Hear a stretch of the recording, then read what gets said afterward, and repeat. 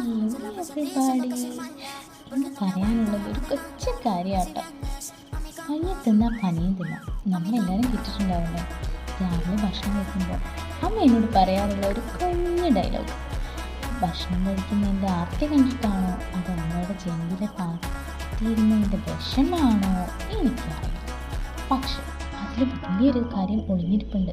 ഇപ്പം എവിടെ തുറന്നാലും എല്ലാവർക്കും പറയാനുള്ള ഒരേ ഒരു കാര്യമാണ് കൺസിസ്റ്റൻസിയും പേഷ്യൻസും നമ്മൾ പണ്ട് തൊട്ടേ അമ്മമാർ നോക്കി പറഞ്ഞു തന്നുകൊണ്ടിരിക്കുകയാണ്.